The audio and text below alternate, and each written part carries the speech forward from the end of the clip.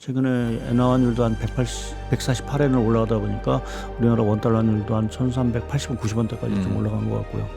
그래서 뭐 지금 엔화가 어떤 식으로 이제 결과물이 나올지는 저희가 뭐 미지수이긴 하지만 지금 물가 이런 것들을 감안했을 때는 엔 약세로 더 가기는 좀 어려운 것 같고요. 한 140엔 초중반 정도 수준까지는 결국 엔 강세를 좀 끌고 가지 않을까 좀 생각을 좀 하고, 또 실제적으로 일본 국채금리라든지 또 미 연준이 금리를 내린다라고 하면 금리 스프레드가 줄어들면서 자연스럽게 좀 엔이 강세가 될 수 있는 상황도 있고, 그렇게 보면 원화도 어느 정도는 좀 일본을 좀 따라가는 모습이 나오지 않을까. 전반적으로 지금 분위기로 봐서는 일본보다는 우리가 좀 나은 상황인 것 같습니다. 올해 보면은 일본이 상대적으로 보면 가장 좀 주가 수익률이 가장 안 좋다라는 그렇죠. 부분도 결국 그러한 지금 일본의 어떤 상황을 좀 보여주는 것 같고요. 외국인 자금에서 그동안 한때는 뭐 일본을 좀 선호했다라고 하면 자연스럽게 일본의 상황이 좀 교착 상태에 빠질 경우에는 자금들이 좀 국내로 좀 유입이 되는 그러한 효과도, 반사 이익을 좀 기대해 볼 수 있는 부분들이 있지 않을까 좀 전망을 할 수 있을 것 같습니다.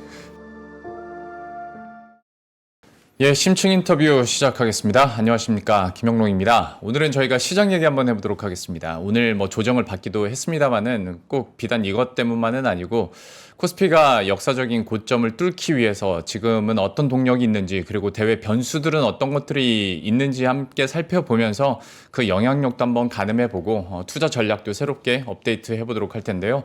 오늘 1시간 동안 함께할 분 소개해드리겠습니다. IM증권의 박상현 전문위원과 함께합니다. 어서 오십시오. 예, 안녕하세요. 안녕하십니까. 오늘 조정을 받긴 했습니다. 세다면 세고 아니면 매물 소화 과정이라면 소화 과정인데, 사실 삼성전자, SK하이닉스, 두산 에너빌리티 세 종목이 20포인트 이상은 끌어내리기도 했는데, 이걸 또 걱정하기로 치면 탄력이 좀 떨어지나? 외국인들이 이제 다시 파는 건가? 걱정하기로 치면 그렇습니다. 오늘 시장 총평부터 말씀해 보신다면 좀 어떻게 보셨습니까? 예, 뭐 좀 상승에 대한 피로감이 결국 차익 실현으로 나왔다라고 보고 있고요. 뭐 일부에서 이제 우려하시는 것처럼 이제 좀 뭐 이제부터 조정이냐라는 부분에서는 저는 아직은 아니다라는 쪽에 좀 생각을 좀 갖고 있습니다. 예, 그 외국인들이 9거래일 만에 순매도를 했지 않습니까? 언제까지 살 수는 없겠죠, 연속적으로. 그러니까 소화도 필요한데, 다만 오늘 선물 시장에서 매도 규모가 좀 있었어요. 이거는 어떻게 의미 부여를 해야겠습니까? 이것도 지금 수급적인 논리로 그냥 지나가는 걸까요?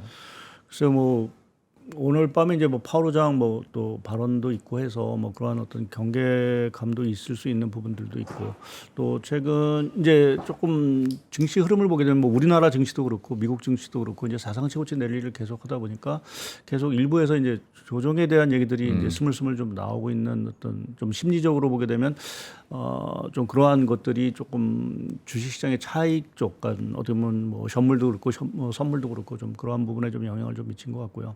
또 이제 오늘 뭐 많이 얘기를 하겠지만, 지금 저희가 이제 8월 초까지, 이제 8월 관세 협상까지 호재보다는 사실은 좀 경계해야 될 리스크들 자체가 좀 많다. 네. 뭐 관세 협상도 그렇고 이제 뭐 FOMC도 회의도 그렇고, 또 최근에 뭐 일본 어떤 총선 이후의 어떤 흐름도 약간은 좀 불안한 모습들이 있어서 이러한 어떤 대외적인 요인들, 또 국내적으로 보면 오늘 또 뭐 최근에 또 뭐 세제와 관련된 또 좀 부정적인 얘기들이 일어나서 이러한 것들이 조금 그 고점에서 사실은 조금 차익에 대한 어떤 빌미들을 계속 좀 제공한 것들이 오늘 좀 수급적으로 좀 영향을 좀 미치지 않았나 좀 보고 있습니다. 그러니까 아무래도 다음 주까지는 대외 이벤트들도 많고 하다 보니 좀 겸사겸사 쉬어가는 것도 분명히 있을 테고. 근데 워낙 이제 최근 들어서는 외국계 투자은행에서도 뭐 2년 안에 5천 이런 얘기를 리포트를 JP모건, 맥쿼리 연이어서 내다 보니까 기대감들은 많이 찼었는데, 잠깐 멈추면서 그러면 지금 그 변수들은 뭐가 있는지 또 객관적으로 체크해 보겠습니다.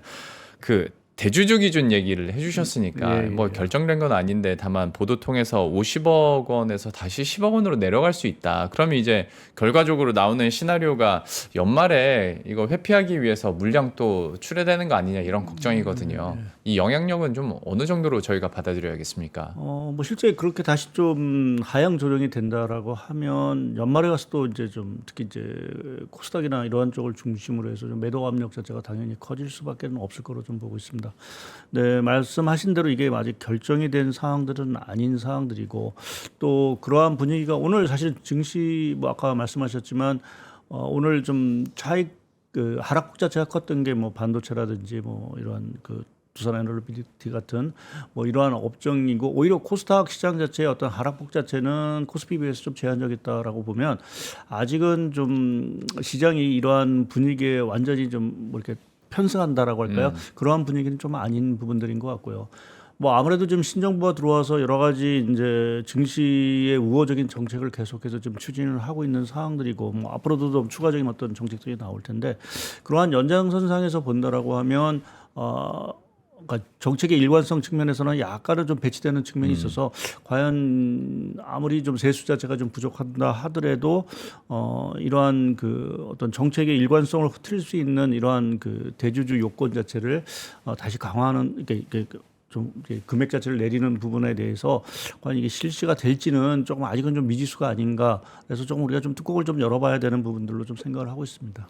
이거는 결과적으로 아무도 모르는 거니까 그냥 위원님 뇌피셜과 생각만 말씀해 주시면 되는데 네. 지금 상황에서 방금 말한 뭐 대주주 기준이 하향된달지 배당소득 분리과세도 좀 내용들이 후퇴하고 있는 것 같고 시기적으로도 그러다 보니까 오늘 제일 제가 많이 본 댓글이 이러면 코스피 5천은 날아가는데 그러니까 날아간다는 게 아니라 올라간다는 게 아니고 이거는 안 되겠는데 라는 댓글이었거든요. 실제로 이런 코스피의 추가 상승 5천까지 가는데 이런 세제와 관련된 것들이 그렇게 큰 태클인지 아니면 시기적으로 지나갈 수 있는 한 번의 그냥 뉴스거리인지 이거 판단이 잘 안 돼가지고요. 글쎄 뭐 중장적으로 보면 좀 민감할 수밖에 없을 것 같습니다. 그러니까 어느 순간에 이제 이 세율이라는 세제라는 부분 자체가 과거의 투자자 입장에서는 그렇게 뭐 신경을 쓰는 부분들이 아닌데 이게 뭐 어떻게 보면 좀 소득 수준도 좀 올라가고 네. 저희가 이제 투자하는 금액 자체도 상당히 좀 올라가다 보니까 당연히 이제 그 세제 흐름에 사실은 민감할 수밖에 없는 거로 되겠습니다. 아마 그게 우리나라 금융시장 자체가 조금 더 업그레이드했다라고 좀 평가도 할 수 있는 부분들인 것 같고요. 예. 이제 그러한 측면에서 보면 이제 세제 개편 자체가 조금은 기대했던 것만 못 미친다. 또 이러한 것들이 자꾸만 기존이 뭐 1년 만에 또 이러한 기준 자체가 변하고 한다라고 하면 당연히 외국인 입장에서 한국은 또 항상 저래라는 어떠한 시각이 좀 있을 수 있는 부분들도 있어서 중장기적인 측면에서 보더라도 소위 말하는 이 코리아 디스카운트의 어떤 해소 측면에서 보더라도 썩 달가운 뉴스는 사실은 좀 아니다라는 쪽에 좀 생각을 좀 하고 있습니다. 그러니까 이런 세제와 관련돼서도 분명히 시장에는 어떤 매물 출회에 대한 부담이 있을 수밖에 없을 뿐더러 앞에서 제가 외국계 투자은행들의 긍정적인 리포트도 얘기는 했습니다마는 그 내용 안에 보면 일단은 주주 환원 정책이 좀 더 활발해져야 되고 결과적으로 뭐 수치로는 ROE가 두 자릿수는 나와요. 그러니까 10% 이상은 돼야 4천이든 5천이든 얘기를 하던데 그러면 결과적으로 상법 개정이거든요. 그 상법 개정에 대한 영향력이 얼마나 현실화될 것인가인데 여기에 대한 증시 어떤 영향력에 대해서는 어떻게 평가하십니까? 상법 개정은 아직 지금 기존에 공약했던 내용과 크게 후퇴한 측면은 사실은 좀 없기 때문에 그렇게 보면 뭐 상법 개정 자체가 국내 증시에는 계속해서 좀 긍정적인 영향을 저는 좀 미칠 거로 좀 보고 있고요.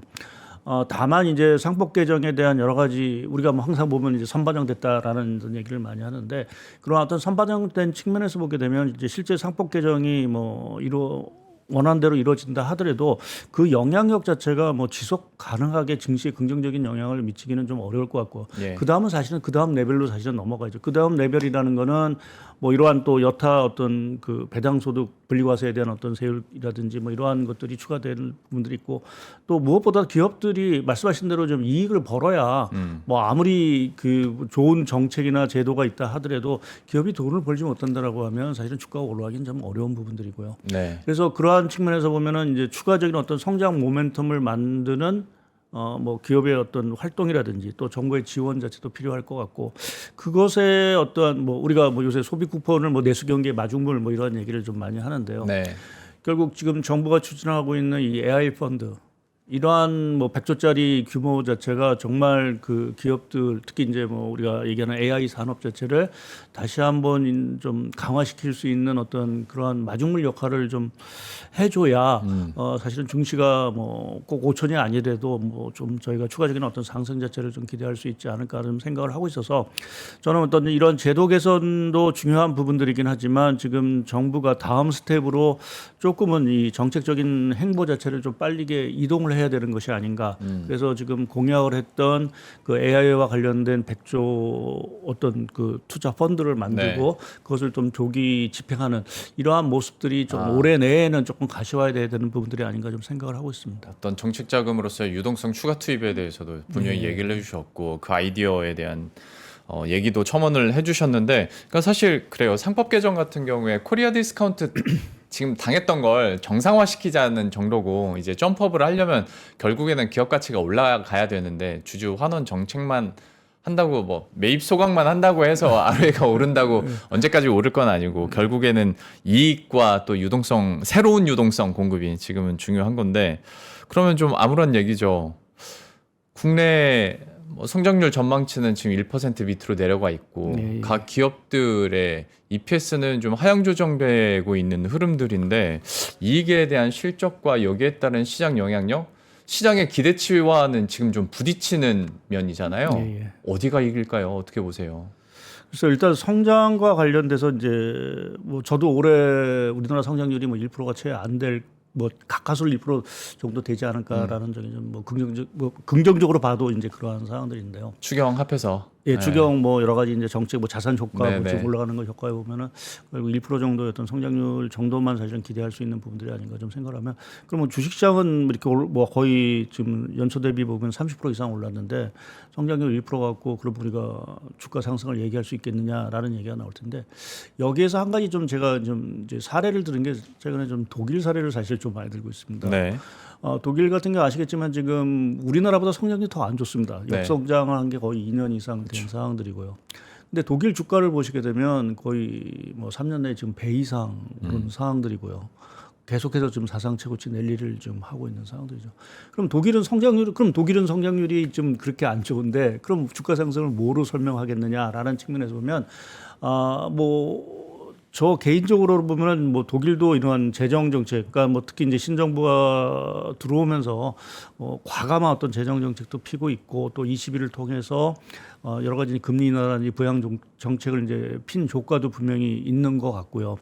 또 한 가지 이제 뭐 아무래도 이제 러시아 우크라이나 전쟁으로 고물가 뭐 이러한 상황에 시달려서 특히 이제 금융이라든지 이러한 것들이 상당 부분 상황들이 안 좋았는데 최근에 들어와서는 이제 금융업종 자체가 이제 독일 증시를 이제 견인할 정도로 상당히 좀 정상화되고 있는 흐름들 거기에 이제 뭐 아시겠지만 라인메탈과 같은 이런 방산 그러니까 없었던 산업은 아니긴 하지만 새롭게 이제 성장이라는 어떤 포텐이 사실 터진 부분들이죠.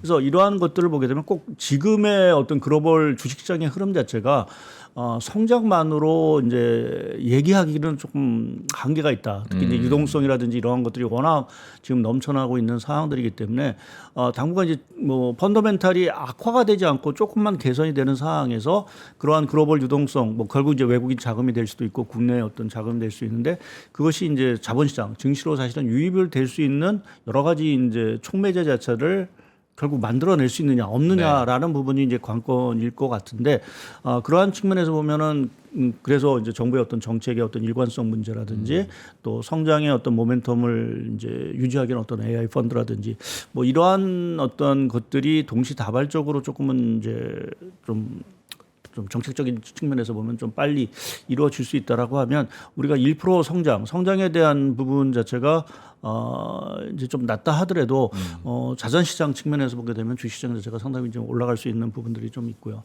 말씀하신 기업 이익과 관련돼서는 뭐 이런 말씀을 드릴 게 맞는지 잘 모르겠지만 미국도 마찬가지지만 모든 업종, 모든 기업이 좋을 수는 없다라고 저는 생각을 하고 있습니다.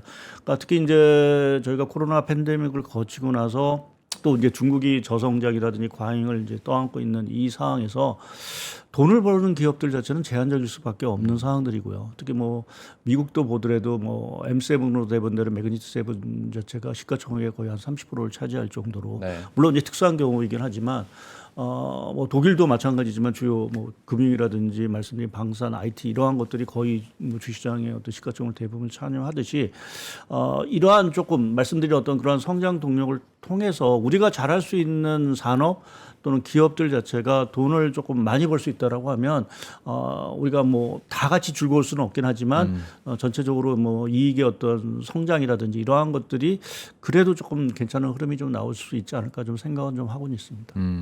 의원님께서 독일 사례도 얘기를 해주셨고 미국 상황에 대해서도 예시를 들어줬는데 신성장 산업으로 이렇게 그들이 올라가는 거야 워낙 이제 특정 기업들이나 특정 섹터에 뭐 제한된 거다 보니까 좀 보편적인 입장에서 말씀드리면 위원님 설명을 듣다 보니 그러면 어떤 중장기 저성장 국면에 가 있고 네. 부양책에 따라서 증시를 상승하는 일들이 더 지금보다 많아진다면 우리 개인 투자자들의 포트폴리오도 이제는 그러면 좀 변경을 해야 되나? 그러니까 예를 들어서 수출주에서 조금 더 내수 비중을 더 늘려야 되나? 이런 생각도 문득 들어서요.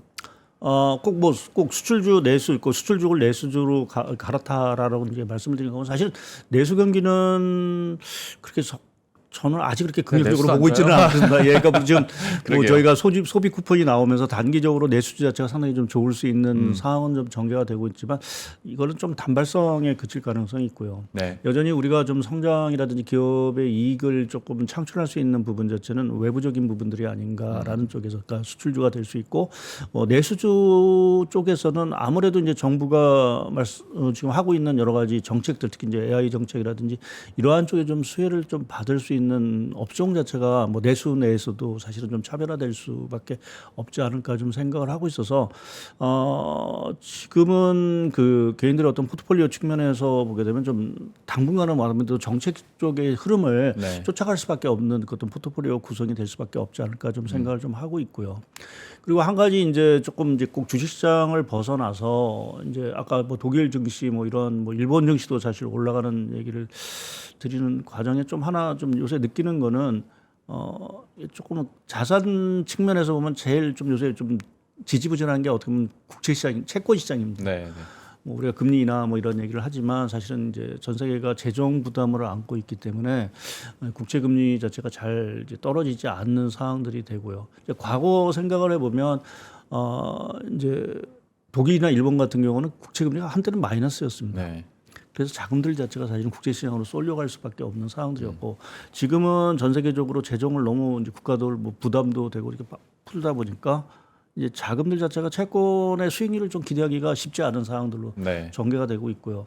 뭐 그러한 측면에서 보면 지금 주식시장 자체가 어찌 보면 성장이 안 좋음에도 불구하고 포트폴리오 측면에서 보면 주식시장이 비중을 늘릴 수밖에 없는 상황이 전개되지 않았나라는 좀 생각을 하고 싶어요. 그래서 그러한 관점에서 보면 우리나라도 지금 어떤 이러한 가계 어떤 자산 구성 뭐 이러한 측면에서 보게 되면 조금 주식시장으로 특히 이제 부동산 시장은 뭐 서울은 사실 여전히 뜨겁긴 하지만 어떤 그 가격 부담 뭐 우리의 주식시장도 가격 부담을 얘기를 하지만 뭐 부동산 시장도 서울 지역 같은 경우 가격 부담이 분명히 좀 있는 부분들이 있고 또 규제도 사실은 하고 있어서 자금들 자체가 일단은 좀 수익률을 얻는다라고 하면 그렇게 보면 남은 쪽에 수익률을 좀 제고할 수 있는 부분 자체는 결국 주식시장이 아니겠느냐. 라는 측면에서 우리가 어떤 개인 포트폴리오 측면에서도 좀 어떤 자산의 조금 변동, 포트의 어떤 변화 자체가 좀 있지 않을까라는 쪽에 좀 생각을 하고는 있습니다. 사실 채권 쪽도 말씀하신 것처럼 좀 지지부진하고 정부 정책이 지금 얘기를 해주잖아요. 부동산으로 돈 벌 생각보다는 이제 주식을 해라라는 쪽인데 위원님 커버를 하시는지 안 하시는지 제가 모릅니다만은 그러면 가상자산 쪽도 혹시 좀 서칭을 하십니까? 예, 서칭을 하고 있는데요. 사실 왜냐면 지금 뭐 주식 아니면 그러면 가상자산이잖아요. 갈 수 있는 곳이. 근데 가상자산 저도 사실은 이제 가상자산을 좀 보고 있고 사실 이제 뭐 올해 가장 핫한 게 어떻게 보면 스테이블 코인이었던 것 같은데요. 근데 좀 분위기가 조금 저는 이제 가상자산이 제도권에 들어온다는 건 상당히 좀 긍정적인 부분들인 것 같은데 그러면 우리가 이전처럼 코인 열풍이 있겠느냐? 그건 아니다라고 좀 생각을 하고 있습니다.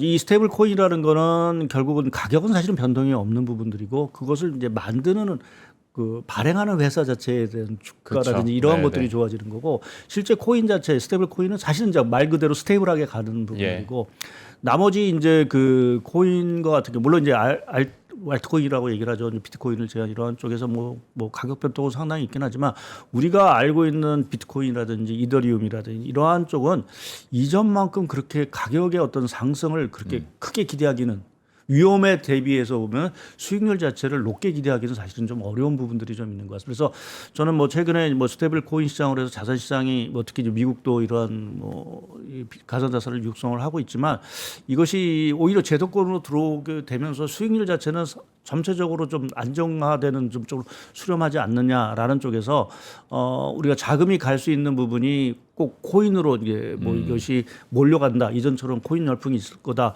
그러한 쪽보다는 오히려 조금 그것도 코인 열풍 우리나라 최근에 김치 프로그램이 안 나오는 것도 결국 이 주식시장 좋으면 자금은 오히려 그렇죠. 주식시장으로 좀 들어올 수 있는 그래서 뭐 코인 시장도 성장을 하긴 하겠지만 전체적으로 좀 분위기로 봐서는 지금은 오히려 좀 전 세계적으로 봤을 때 주식시장이 가장 좀 좋은 선택지가 아닌가 좀 생각은 하고 있습니다. 알트코인이야 뭐 하는 분들의 영역이긴 한데 비트코인 같은 경우에 말씀하신 것처럼 예전만큼 막 그렇게 어마어마한 상승이나 그런 게 없는 게 아무래도 제도권으로 좀 올라오면서 패시브 자금이 늘어난 것도 영향이 있겠죠. 그렇죠. 예, 뭐 그러한 부분에서 아무래도 이제 자금들 자체가 뭐 특히 이제 비트코인에 투자하는 부분들이 뭐 특히 ETF도 생기고 예. 하다 보니까 그러한 부분에서 오히려 좀 가격적인 측면에서는 좀 안정을 좀 해주는 그러한 역할을 좀 하고 있다라고 봐야 될 것 같습니다. 그렇다면 이제 여전히 오히려 탄력적으로 나오고 있는 주식 시장에 돈이 물릴 수 있다라는 부분도 체크해 주셨는데 여기서 이제 대외 변수들 하나하나 체크해 보겠습니다. 관세 협상은요. 8월 1일이면 어떻게 끝나는 겁니까? 끝날 것 같은 뉘앙스로 이제 요즘엔 말은 하긴 하던데 어떻게 보세요? 끝날 때 끝나지 않는 그런 모습이 되지 않을까 좀 생각을 하고 있고요. 관세를 이제 타결하는 국가가 있을 거고 예. 결국 못하는 국가가 있을 것 같아서 저는 조금 뭐 대부분의 경우는 조금 어느 정도는 마무리가 될 거로 좀 보고는 있긴 한데 뭐 관세 리스크 자체가 8월 2일 기점으로서 완전히 없어진다라고 보기는 조금 어려운 부분들이 있고요. 그리고 또 하나 이제 시장이 기대하는 게 이제 뭐 우리가 타코 얘기, 뭐 트럼프 때문에 네. 항상 이제 물러난다라는 얘기를 하는데 그럼 8월 2일 또 연장을 할 거냐? 라는 부분에서 요번에는 조금 한번 본보기를 좀 보여주지 않을까라는 쪽에서 조금 8월 1일 자체가 어찌 보면 좀 분수령이 뭐 워낙 지금 가격 주가라든지 이러한 것들이 그동안 이제 관세 협상이 어느 정도는 잘 타결될 거다라는 기대감을 갖고 왔지만 그것이 조금 삐걱거렸을 때는 오히려 좀 관세 불확실성 자체가 좀 현실화될 수 있는 그래서 어떤 주가 조정의 빌미로 좀 작용할 수도 있을 가능성이 좀 잠재 있다라고 좀 생각은 하고 있습니다. 근데 확실히 뭐 2분기 초에 비해서는 이 관세 이슈가 시장에 미치는 민감도는 많이 떨어지긴 했죠. 예. 예.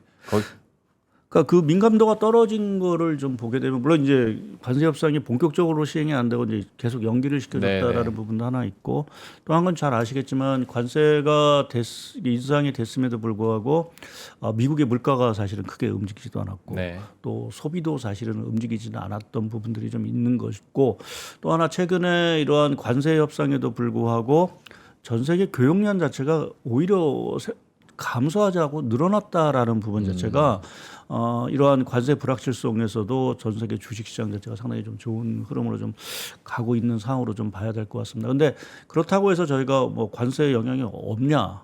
그거는 분명히 아닐 것 같고요. 오히려 3분기 되면 이제 물가로까지 연동이 돼서 좀 영향이 더 커질 거라고 보시는 분들도 있더라고요.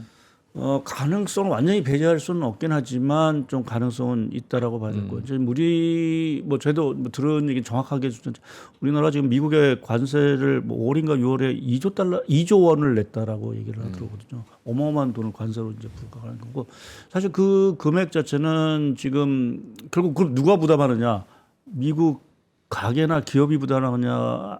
는 아직 아닌 것 같고요. 아직은 아니고 네. 가격이 정가되지 않았기 때문에 예. 지금 그렇게 보면 이제 주로 미국에 수출하는 공급업자들이 가격을 사실은 이제 다운시켜서 이제 공급을 하기 때문에 네. 오히려 그러한 쪽에서 좀 피해를 좀 받고 있다라고 좀 봐야 될 거고.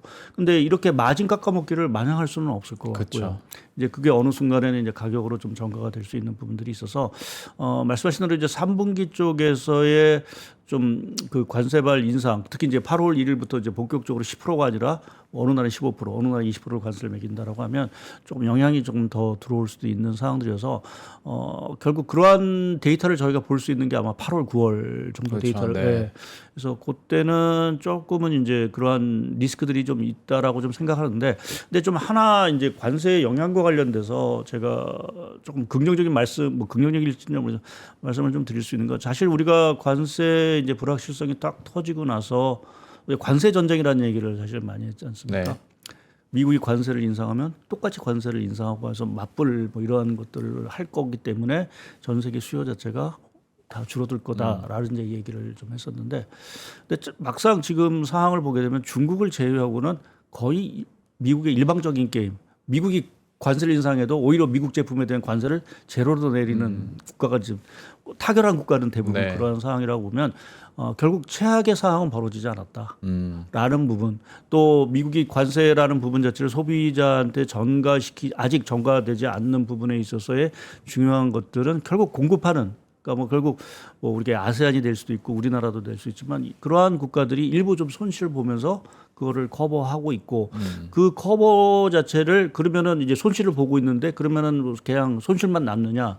지금 분위기를 보게 되면 유럽 경기가 좀 살아나고 있고, 뭐 중국도 조금은 뭐 최악의 상황은 좀 약간은 조금 이제 약간은 거리고 있는 이러한 부분이어서 오히려 좀 미국의 좀 충격 자체를 다른 부분에서 이제 커버를 하고 있는 상황들에서 관세 충격이 예상 밖으로 생각보다는 조금 제한적일 수 있는 부분 자체는 뭐 조금 뭐 말씀드린 대로 좀 긍정적으로 좀 봐야 되는 부분들이 아닐까 좀 생각은 하고 있습니다. 그러니까 유럽 쪽으로 많이 돌린다고 하더라고요. 예. 상쇄하기 위해서. 예. 예. 근데 다만 저는 계속 걱정인 게 소비 시즌이 가까워지면 가까워질수록 이게 공급업체에서 감당하기는 쉽지 않을 텐데 언젠가는 전가하지 않을까에 대한 걱정들 때문에 물가에 대해서도 관세 이슈에 대해서도 걱정은 되지만, 이거는 그때 가면 한번 전가가 되기 시작하면 얘기를 하기로 하겠고, 그러면 물론 이거 관세 협상 아직 하지도 않았는데 이런 질문을 드리긴 좀 그렇습니다만, 관세 관련해서 우리나라 피해 업종이 있고, 그러니까 우리 머릿속에 탁 하면 떠오르는 피해 업종이 있고 수혜 업종들이 있잖아요. 그러니까 자동차는 좀 힘들지 않을까라는 얘기들도 많이 하고, 근데 또 반면에 조선 쪽으로는 우리가 그래도 강점을 갖고 있으니 잘 되지 않을까? 투자 전략도 이거와 연동이 됩니까? 아니면 이건 또 다른 얘기입니까? 뭐 당연히 뭐 연동이 될 수밖에 없겠죠. 뭐 말씀드린 대로 좀 우리나라도 그렇고 일본도 그렇고 이제 자동차 업체들의 이익 자체가 아무래도 좀 감익이, 그러니까 좀 관세 영향 때문에 이익 자체가 줄어들 수 있다라는 부분에서는 당연히 뭐 영향이 있을 거고, 뭐 실제 또 이제 말씀하신 대로 뭐 미국과의 어떤 조선 뭐 파트너십 자체가 강화된다라고 하면 당연히 뭐 지금도 좋지만 뭐 수주라든지 이런 것들이 더 늘어날 수 있다라는 부분에서는 당연히 이익이 될 수 있는 부분들이 있어서, 과연 이제 관세 협상 결과 자체가 어떻게 나올지에 따라서 상황은 사실은 좀 많이 이제 변화가 될 수 있는 부분들이 있는 것 같습니다. 근데 지금 뭐 막상 얘기되고 있는 거를 좀 보게 되면 뭐 우리가 사실은 뭐 FTA를 하기 때문에 미국에 뭐 관세 물기는 거의 없는 상황들이고요.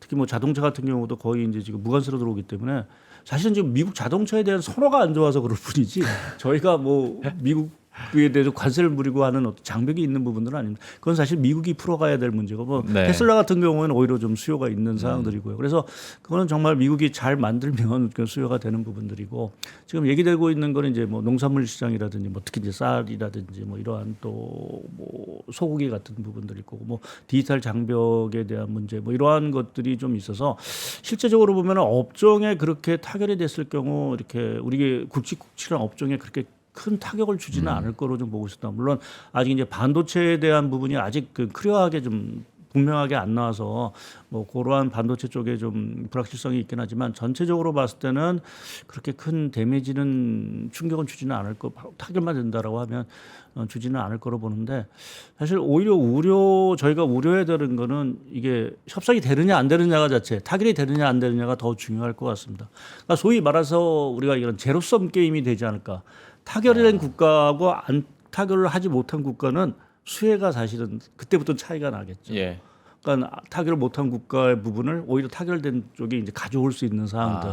이제 그렇게 보면 업종에 대한 어떤 그런 차별화가 아니라 오히려 이게 국가별로 이제 관세 협상 타결에 따라서 차별화되는 이러한 흐름이 좀 8월에는 조금 나타날 수도 있지 않을까라고 좀 예상을 좀 하고 있습니다. 그러니까 사실 지금까지는 미국이랑 협상을 안 하고 시간을 끄는 쪽이 좀 유리하게 돌아가긴 했는데 예. 이제는 8월 1일이라는 데드라인이 있어서 예.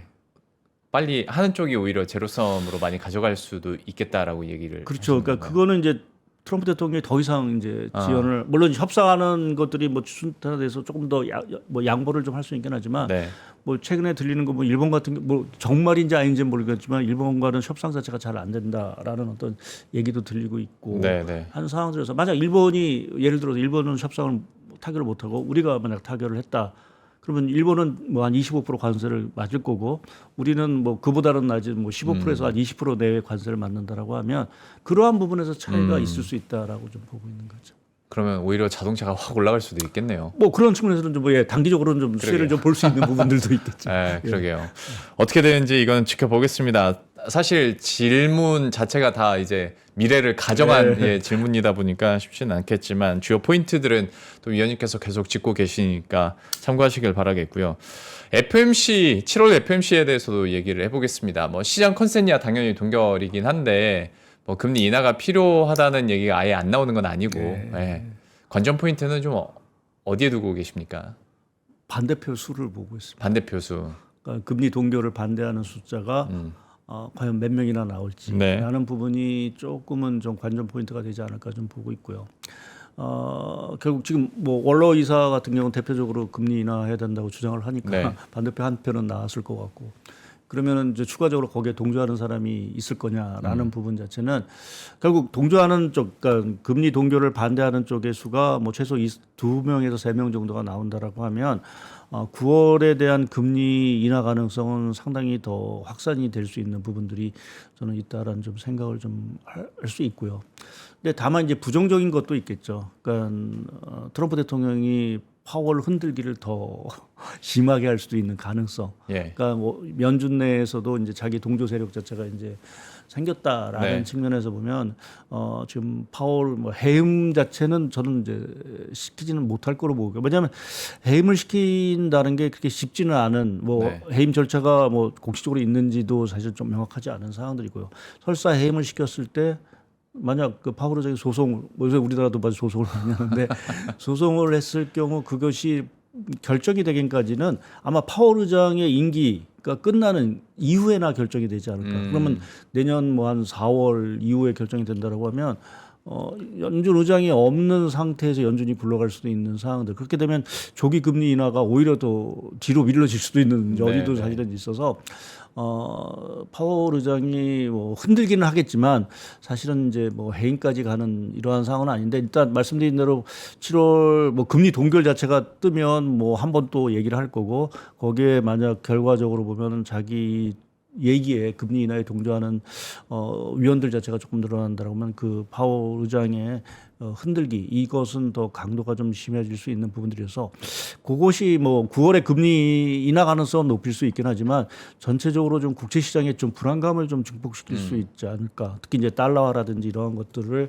조금 더 약세 흐름으로 좀 유도가 촉발을 한다라고 하면 미국 시장 입장에서는 상당히 조금 좀 부정적인 뭐 관세 리스크도 마찬가지지만 그러한 것들이 좀 8월에 조금 리스크로 좀 부각이 될 수 있는 여지는 좀 있을 거로 좀 보고 있습니다. 그러니까 한창 트럼프 대통령이 파월 의장에 대해서 좀 뭐 해임 얘기도 나오고 뭐 세게 발표를 했을 때 시장에서도 반대를 했을 뿐만 아니라 어떤 미국채에 대한 신뢰도 얘기까지 나왔었잖아요. 그러다 보니까 다시 좀 트럼프가 말을 걷어들이는 모습도 나타나긴 했는데, 근데 만약에 행정부가 또 근데 베센트는 자꾸 뭐 조사하겠다고 얘기를 하고 하니까 만약에 트럼프 행정부의 압박이 더 거세지면 9월 FMC에서 반대표가 실질적으로 더 늘어나는 요인이 될 거라고도 보세요. 구려? 네, 9월에.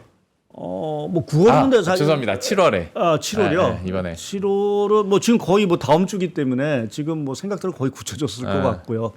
근데 여하튼 계속해서 지금 뭐 행정부에서 연준의 어떤 이러한 좀 독립성을 좀 훼손하는 부분의 목소리 자체가 커진다라는 부분은 물론 이제 트럼프 대통령의 어떤 금리 정책의 영향력이 커지는 것이 뭐 글쎄요, 뭐 금리를 인하해서 좋을지는 잘 모르긴 하겠지만 우리가 항상 얘기하는 이러한 그 중앙은행의 독립성 자체를 훼손한다라는 거는 시장에 상당히 좀 불안감을 좀 줄 수 네. 있는 부분들이 것 같고요. 뭐 기사 내용을 보게 되면 그게 진실인지 아닌지는 모르겠지만 베센트 장관이 일단 파월 의장 해임은 사실은 트럼프 대통령한테 이제 막는 듯한 모습을 보이는 것도 일단 시장의 생각이라는 게 예상치 못하게 파월 의장을 정말 해임했을 때 올 수 있는 충격. 우리가 4월 달에도 상호관세가 예상보다는 사실은 높은 상호관세율이 부과가 되면서 어마어마한 충격을 받았고 특히 네. 미국 시장 자체는 소위 뭐 셀 USA 현상 뭐 이러한 것들 때문에 상당 부분 큰 어려움을 겪었는데 지금 미국의 재정 상황이 뭐 지금 관세 수입이 뭐 예상외로 많이 늘어나고 해서 또 뭐 스테이블 코인 시장이라든지 뭐 이런 것들 때문에 국제 시장이 조금은 그래도 좀 안정을 좀 찾고 있는 상황들인데 그러한 상황에서 기름을 그냥 부어버리면 파월 의장의 해임이라는 어떤 기름을 부었을 경우에는 또다시 셀 US 현상이 뭐 재발될 가능성도 저희가 배제할 수는 없을 거로 좀 보고 있어서 뭐 압박은 계속 주긴 하겠지만 뭔가 이렇게 정말 뭐 파월 의장을 해임하고 독립성을 훼손할 수 있는 정도까지 선을 넘지는 저는 좀 않지 않겠느냐라는 좀 생각을 좀 하고 있는데 여하튼 그럼에도 불구하고 트럼프 대통령이 자꾸만 파월 의장 얘기하는 거는 시장에 계속 피로감을 좀 줄 수도 있는 리스크로 좀 보는 게 맞지 않을까 좀 생각을 하고 있습니다. 그러면 뭐 다른 건 차치하고서라도 위원님께서 보시기에 지금 미국의 금리 인하는 언제쯤 이뤄져야 가장 적당하다고 판단하시는지. 왜냐하면 또 빨리 할 이유를 찾기로 치면 재정부채 얘기도 해주셨고 관세의 불확실성도 있고 그러니까 좀 선제적으로 대응해야 되는 거 아닌가라는 불안감도 당연히 있을 테고 실업률도 사실 뜯어보면 부정적인 요인들이 있기 때문에 이걸 좀 해야 되는 건지 아니면 후행적인 지표들을 다 확인한 이후에 내리는 게 나은 건지 이거는 사람마다 좀 생각하는 거에 따라서 다를 수 있을 것 같긴 한데 위원님의 판단은 어떠세요? 저는 9월이 적절하다고 생각을 하고 있습니다. 좀 금리 인하를 분명 이제 좀 생각보다는 좀 지연이 되고 있는 게 사실이긴 하지만 그렇다고 해서 미국 경기가 과연 흔들리고 있느냐라고 보면 뭐 1분기에 이제 조금 이제 관세를 앞두고 수입이 워낙 급증하다 보니까 이제 성장률이 이제 마이너스를 보이긴 했지만 지금 최근에 나온 미국 지표를 보게 되면 상당히 견조한 모습을 좀 보이고 있습니다. 그러니까 네. 뭐 소매 판매도 그렇고 뭐 말씀하신 이제 고용 시장의 전체적인 어떤 일자리 수라든지 이런 것들은 좀 줄어들긴 했지만 또 한편에서 보면 이제 주간 신규 실업 청구 건수를 보게 되면 뭐 20만 초반권 거의 호황대 수준을 좀 보이고 있는 상황들이고요. 또 그동안 이제 뭐 가장 안 좋았던 게 이제 각종 이제 심리 지표들 우리가 얘기하는 뭐 소비자 심리 지표라든지 기업들의 뭐 체감 지표들 자체가 상당히 좀 악화되는데 그마저도 최근에 나오는 7월달 지표를 보게 되면 대부분 다 개선이 되고 있는 상황들입니다. 네. 그러니까 그 부분을 보게 되면 연준의 생각이 맞았다라고 볼 수가 있는 부분들이고요. 그리고 이제 물가와 관련돼서는 뭐 아직 오히려 지금은 뭐 트럼프 행정부의 얘기가 뭐 관세 충격이 제한적이다라는 것을 뭐 어느 정도는 뒷받침해주는 물가 지표가 나오고 있긴 하지만 사실은 그거는 조금 더 상황을 봐야 되는 그러니까 7월, 8월 정도 상황을 이제 물가가 이제 관세가 또 이제 어떻게 될지에 따라서는 좀 8, 9월에 나올 지표 자체는 물가가 다시 좀 들썩일 수도 있는 여지들은 좀 남아 있어서 그렇게 보면은 정말 8월 달에 트럼프 대통령이 이 관세의 불확실성 자체를 해소시키면 연준은 행동을 할 수 있는 충분한 좀 명분들이 좀 분명히 있지 않을까 좀 생각을 하고 있습니다. 뭐 파월 의장이 관세만 없었으면 금리를 내릴 수 있었다라는 얘기를 이제 하는 것에서도 볼 수 있듯이 맞아요. 네. 예. 결국 이제 8월 초에 관세 불확실성 자체만 어느 정도 이제 마무리가 된다라고 하면 9월에 결국은 이제 물가 압력 자체가 그렇게 크지는 않을 수 있고 네. 그렇게 보면 9월에 연준이 금리를 내리는 것이 아마 적절한 시기에 내리는 모양새가 되지 않을까 좀 생각은 하고 있습니다. 이건 뭐 맞추기 게임 같은 질문인데 그러면 원래 2번 예상하세요? 예, 그러면? 올해 2번 그러니까 9월에 내리고 한 11월, 12월에 내리지 않을까 좀 생각을 하고 있고 저는 조금 뭐 파격적인 전망일 수는 있긴 하지만 9월에 50bp 가능성도 있다라고 좀 생각을 하고 있습니다. 아 9월에요. 예, 그러니까 그거는 여하튼 그 연준의 금리 인하 시점이 상당히 좀 지연된 부분들이 분명히 있고요. 네.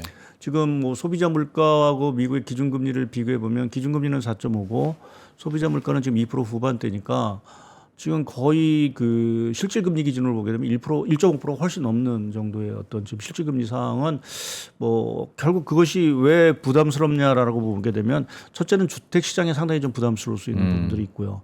또 한 가지는 지금 데이터를 저희가 좀 자세히 안 보긴 하지만 이러한 연체율이라든지 이러한 것들이 조금 스물스물 올라가는 부분들이 있습니다. 가계 같은 이제 신용카드 연체율이라든지 이런 것들은 좀 생각보다는 좀 빠르게 올라가고 있어서 그러한 부분을 조금 리스크를 줄이기 위해서라도 결국 좀 금리를 내리는 속도를 좀 빨리 갈 수도 있지 않겠느냐. 뭐 거기에는 또 트럼프 대통령이 워낙 좀 압박을 하니까 그래 이번에 50bp 할게라는 어떤 심정도 조금 저는 반영이 되지 않을까라는 쪽에서 물론 이 가능성은 낮은 부분들이긴 하지만 50bp 가능성이 완전히 뭐 없는 부분은 아니다라는 쪽에서 생각을 하고 전망을 하고 있습니다. 저 금리 얘기는 그만할까 했는데 50pp 얘기해 주셨으니까 저 이거는 여쭤봐야겠습니다. 그러면 만약에 진짜로 이건 그냥 만약입니다. 네. 9월에 50pp를 내렸어요. 그러면 시장이 오 피컷 해서 좋아하는 사람들이 더 많을까 아니면 미국 경제가 그렇게 안 좋나 해서 두려워하는 사람들이 더 많을까 반응은 좀 어떨까요? 저는 전자 쪽으로 생각을 하고 있습니다. 그러니까 지금 미국 말씀드린 대로 미국 경기가 뭐 지표를 보게 되면 오히려 뭐 좀 성장률도 나오긴 하겠죠. 2분기 성장률도 괜찮을 것 같고요. 뭐 이러한 흐름이 또 관세 불확실성이 완화되고 특히 이제 제가 미국 경기를 좀 긍정적으로 보는 것들이 투자가 여전히 견조합니다. 다른 것보다도 이 우리가 얘기하는 이제 핵심 투자가 상당히 좀 견조한 부분들이고 그 투자가 견조하다라는 것이 중심이 아무래도 이제 AI와 관련된 투자일 것 같고요. 네. 특히 이제 제가 AI 투자에 대해서 이제 긍정적인 시각을 계속 말씀을 드리는 것이 우리가 전기차 같은 경우는 작년에 이제 캐즘 현상 때문에 상당히 이제 정체가 되고 있는 상황들인데 오히려 AI 부분에 있어서는 우려했던 캐즘 현상도 없고 예상과는 달리 이제 대중화 단계 보급률이 이제 본격화되는 단계로 사실은 넘어가는 모습인 것 같습니다. 그래서 예. 그렇게 보면 그 AI와 관련된 투자, 뭐 우리나라도 그 얘기를 하고 있지만 미국도 뭐 관련 투자 또 인프라 관련 투자도 사실은 좀 더 늘릴 수 있는 부분들이 있어서 그렇기 때문에 미국 경기가 여전히 뭐 탄탄할 수 있는 가능성이 있고 거기에 금리 인하까지도 만약 힘을 얹어준다라고 하면 뭐 미국 경기는 성장은 계속 유지가 될 수 있다, 유동성은 더 늘어난다라고 하면 뭐 주시장에서 반기지 않을 이유는 사실은 좀 없을 거로 좀 보고 있습니다. 알겠습니다. 금리와 관련해서 그리고 금리 결정에 따라서 시장은 또 어떻게 반응할 것인지에 대해서 잠깐 얘기를 해봤고 그러면 뉴욕 증시에 대한 전략적인 부분에서 봤을 때는 당연히 뭐 M7에 대한 걱정이 크진 않습니다. 네. 그리고 말씀하신 것처럼 엔비디아뿐만이 아니라 AI 쪽으로는 플랫폼이나 소프트웨어 쪽으로도 워낙 이제 빠르게 변화하고 이게 수혜로 받아가기 때문에 큰 걱정은 안 하는데 앞에서도 잠깐 언질은 해주셨습니다만은 중소형주들은 그만큼을 못 따라가고 있는 상황이다 보니까 과연 뉴욕 증시는 계속 좀 쏠림이 심화될 것인가 아니면 어쨌거나 그래도 금리가 인하되면 중소형주 쪽으로도 빠르게 좀 순환매가 일어날 것인가에 대해서는 좀 어떻게 보십니까? 저는 뭐 결론적으로 좀 쏠림 현상이 계속 있을 거로 보고 있습니다. 지금 성장이라는 부분이 결국 지금 보면은 뭐 이런 기술 혁신 쪽에서 계속 나올 수밖에 없는 어떤 흐름이고요. 말씀드린 대로 투자라는 부분 자체도 이게 우리가 기존에 알고 있던 뭐 전통적인 산업에 투자가 되는 부분들이 아니라 전략적으로 지금 미국이 육성하고자 하는 어떤 산업들 자체의 어떤 투자 자체가 계속 뭐 되고 있고 또 정부도 그러한 쪽으로 이제 지원을 좀 하고 있는 부분들이어서 그렇게 보면은 아무래도 좀 빅테크 중심의 어떤 흐름이 좀 갈 것 같고 물론 이제 금리가 인하되면서 뭐 중소형주가 뭐 조금 뭐 좀 탄력을 받을 수 있긴 하지만 지금 어느 나라도 마찬가지지만 지금 다 양극화라는 부분 자체가 대부분의 경우가 이제 공통적인 현상입니다. 그 양극화에 있어서의 가장 큰 피해는 당연히 중소형주가 될 수밖에 없는 부분들이고요. 그러니까 이러한 구도 자체가 쉽게 깨지기는 사실은 좀 어려운. 그러니까 좀 뭐 이게 풍요 속의 빈곤이라고 얘기를 할까요? 뭐 증시는 다 이렇게 뭔가 사상 최고치인 것 같은데 그 안을 들여다 보면은 사실 몇 개 업종, 몇 개 뭐 좀 주요 업종만 많이 그 기업만 오르고 있고 나머지 뭐 조그만 중소형주 자체는 잘 못 오른 이러한 흐름 자체가 거의 고착화되는 모습이 당분간은 조금 이어질 수 있다라는 쪽에 좀 생각을 좀 뭐 떨쳐버릴 수가 없는 것 같습니다. 혹시 그러면 중소형주들이 그래도 한번 좀 붐업을 할 수 있는 필요 요건은 좀 뭐가 있다고 보세요? 지금으로서는. 그렇다고 언제까지 M7 쪽으로만 쏠릴 수도 없는 예, 거고. 그렇게 했죠. 뭐 그렇긴 한데 이제 일단 금리 자체가 좀 충분히 조금 내려줘야 되는 부분들이 좀 있을 것 같습니다. 아무래도 중소형주 같은 경우에는 좀 금리에 아무래도 좀 상당히 좀 민감할 수밖에 없는 부분들이 있어서 미국 같은 경우도 지금 4.5%라는 게 상당히 뭐 여전히 고금리인 상황들이고요. 뭐 특히 이제 모기지금리 같은 경우는 7% 정도 되는 상황들이니까 그 금리 자체가 상당 부분 조금은 이제 좀 내려오는 뭐 그게 뭐 파월 의장이 얘기하는 뭐 300bp 정도의 수준은 아니더라도 이장 뭐 최소한 3%대 언저리까지는 기준금리 자체가 좀 내려오는 이러한 모습이 나와야 좀 중소형주 자체가 좀 탄력을 좀 받을 수 있지 않을까 좀 생각을 하고 있습니다. 알겠습니다. 관세 이슈부터 금리 그다음에 뉴욕 증시에 대한 전망들까지 이렇게 들어봤고 이번엔 일본 쪽 얘기 좀 해보도록 하겠습니다. 이번 일본 선거에서 여권이 결국에는 이제 과반 의석을 확보하는데 실패했습니다. 이것 때문에 사실 시장에서 변동성에 대한 우려들이 좀 있긴 했었는데 일단 지금 뭐 180도 상황이 막 바뀔 것 같지는 않아서 안정은 되는 것 같긴 한데 선거 이후에 일본 엔화와 그리고 일본 증시에 대한 흐름들은 좀 어떻게 갈피 잡고 계세요? 말씀하신 대로 조금 이제 과반 의석 특히 이제 그 상하원 그러니까 우리가 얘기하는 참의원하고 중의원 자체 모두 다 이제 과반을 이제 유지하는 거 이제 실패를 함으로써 정치적으로 사실은 좀 자민당 자체가 좀 큰 타격을 좀 받은 것 같긴 한데요. 근데 이제 좀 후폭풍이 있지 않을까라는 우려도 있긴 했지만 조금 아직은 차찬 속의 어떤 정도인 상황들인 것 같고. 근데 좀 변수는 결국 일본도 관세 협상일 것 같습니다. 이 관세 협상 자체를 결국 8월 2일까지 못 하고 이러한 사항이 만약 전개된다라고 하면 그 이시바 시게루 총리에 대한 평판, 뭐 신뢰도 자체는 당연히 떨어질 수밖에 없는 상황들이어서 그때 가서 이제 퇴진 압박 자체가 상당히 더 거세질 수 있는 부분들이 있겠죠. 네. 이제 그렇게 됐을 때는 당연히 이제 일본 뭐 엔화를 떠나서 우려가 되는 게 사실은 일본의 국채 금리입니다. 특히 이제 최근 이제 야당이죠. 야당들이고 특히 이제 이번 선거의 특징 중에 하나 보면 일본도 사실은 극우 정당이 상당히 약진을 한 모습을 좀 보이고 있는데 뭐 아무래도 이제 극우 정당이라는 게 아무래도 좀 파퓰리즘 정책 자체가 상당히 좀 강하고 특히 뭐 소비세율 인하라든지 이러한 것들을 좀 요구하는 목소리가 사실 크기 때문에 만약 이시바 시게루 총리가 퇴진을 하고 이러한 어떤 정치적 불확실성이 있다라고 하면 일본의 국채 금리 자체가 뭐 지금도 좀 불안한데 이러한 것들이 올라갔을 경우에는 결국에서는 그 일본발 자금 경세 우려 자체가 제기될 수도 있지 않겠느냐. 거기에 이제 엔화도 사실은 조금 강세 쪽으로 갈 수 있는 게 지금 일본과 미국의 금리 스프레드 자체가 연초만 하더라도 거의 한 350bp 가까이 넘었는데 지금 한 280bp 정도 내외로 축소가 된 상황들이고 일본 국채 금리가 더 올라간다라는 거는 금리 스프레드 자체가 더 줄어든다는 거 되겠죠. 그렇게 되면 이제 엔화 이제 강세 압력이 조금 거세질 수 있는 부분 오히려 이제 그러한 상황이 전개된다라고 하면 소위 일본계 자금이 특히 이제 해외에 있는 일본계 자금이 다시 이제 일본으로 들어가는. 그러니까 일본이 참 특이한 게 뭐 일본이 조금 뭔가 흔들리고 하는 이런 좀 상황들이 발생을 하게 되면 일본계 자금들 자체가 자금이 해외로 나가기보다는 외에 있는 자금이 이제 일본으로 들어오는 경향들이 상당히 좀 있습니다. 이제 그러한 것들이 오히려 또 좀 엔 강세 쪽에도 영향으로 좀 미치고 있어서 전체적으로 지금 아직 뭐 시장이 이번 선거의 어떤 결과로 예상했던 거와는 조금 아직은 좀 큰 반응은 없긴 하지만 리스크 자체가 해소된 거는 아닌 것 같고요. 말씀드린 대로 관세 협상 결과에 따라서 상당히 좀 일본 시장이 요동칠 가능성은 잠재 있다라고 좀 말씀드리겠습니다. 근데 아니 진짜 그렇게 되면 좀 지긋지긋하긴 한데 엔캐리 트레이드 청산에 대해서도 걱정을 다시 해야 됩니까? 일부는 사실은 좀 영향이 있을 거로 좀 보고 있고요.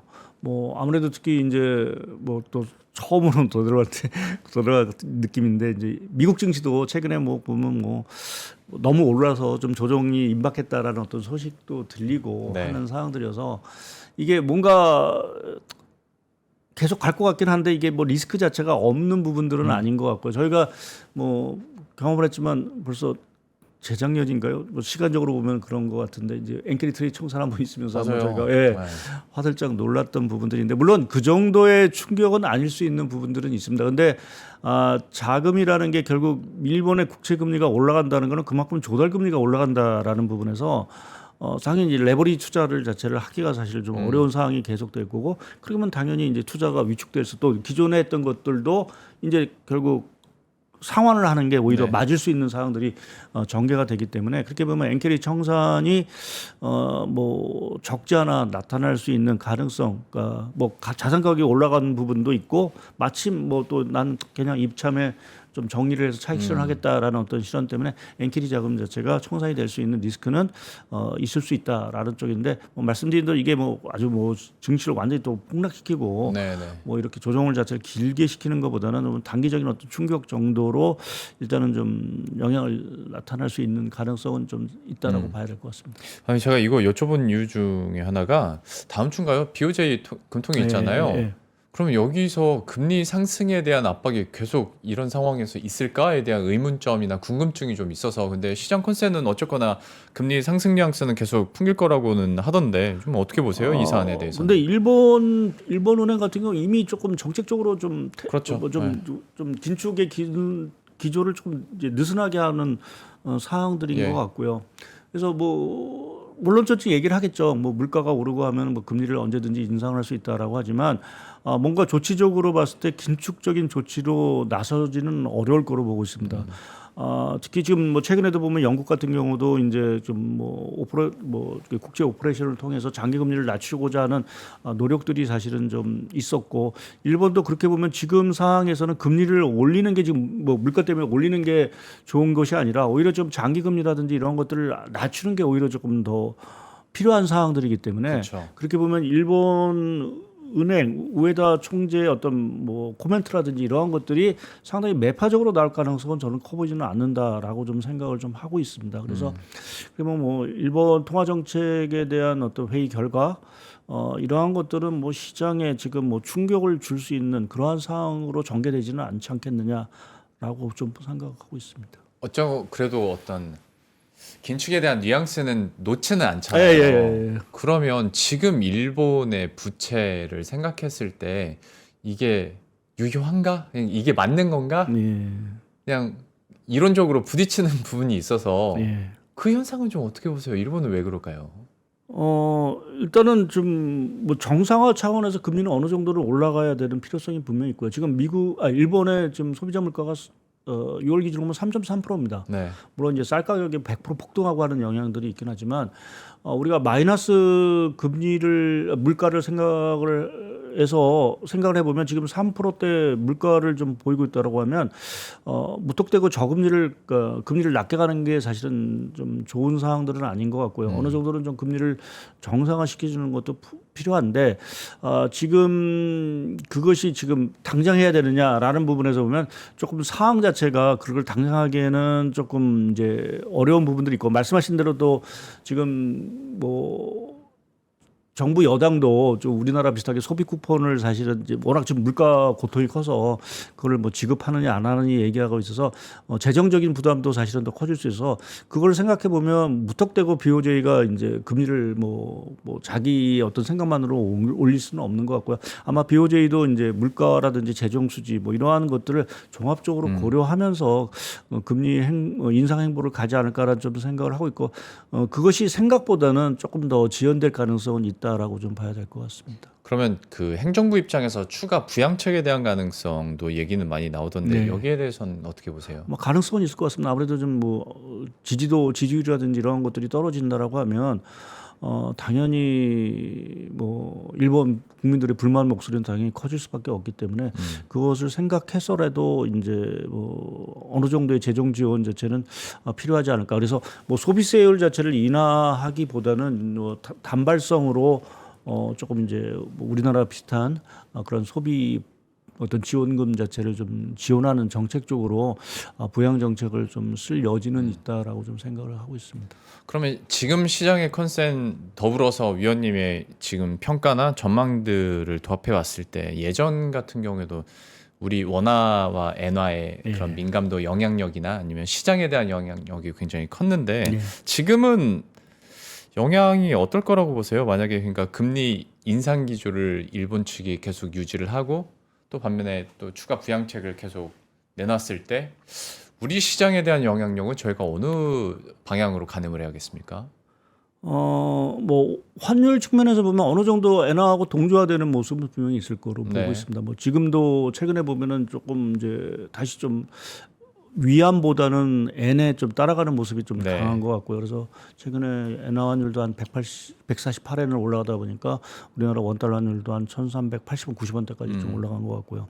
그래서 지금 향후에 뭐 이게 뭐 지금 엔화가 어떤 식으로 이제 결과물이 나올지는 저희가 뭐 미지수이긴 하지만 지금 물가 이런 것들을 감안했을 때는 엔 약세로 더 가기는 좀 어려운 것 같고요.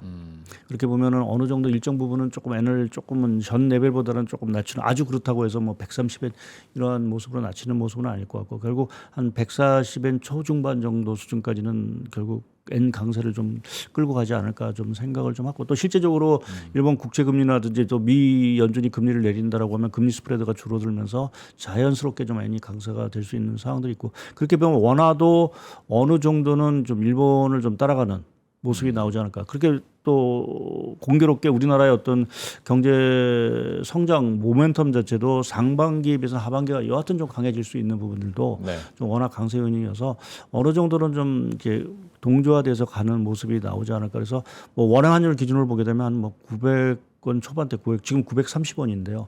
뭐 그 내인 그 수준에서 결국은 움직이지 않을까라는 쪽에 좀 생각을 하고 있고 뭐 그렇게 보면 뭐 이러한 흐름이 뭐 그 주식시장이라든지 이러한 흐름에는 뭐 그렇게 큰 영향을 미치지는 않을 텐데 말씀드린 대로 이게 결국 일본이냐 한국이 관세 협상을 같이 하느냐 따로 관세 협상이 이제 서로 하나는 못하고 하나는 하느냐 네. 이러한 흐름 자체가 뭐 환율에도 영향을 미치고 뭐 이러한 주식시장의 흐름에도 상당히 좀 영향을 좀 미칠 수 있는 부분들인데 전반적으로 지금 분위기로 봐서는 일본보다는 우리가 조금 좀 나은 상황인 것 같습니다. 네. 그러니까 일본 같은 경우 지금 4만 선에서 계속 못 움직이고 내렸다가 이제 잘 터치를 하고 이제 크게 못 움직이는 흐름 자체는 그만큼 지금 일본 경제가 안고 있는 여러 가지 문제들이 있기 때문에 주가가 이렇게 크게 좀 뻗어가지 못하는 부분들인 것 같고 올해 보면은 일본이 상대적으로 보면 가장 좀 주가 승률에서 가장 안 좋다라는 그렇죠. 부분도 결국 그러한 좀 일본의 어떤 상황을 좀 보여주는 것 같고요. 근데 그러한 측면에서 보면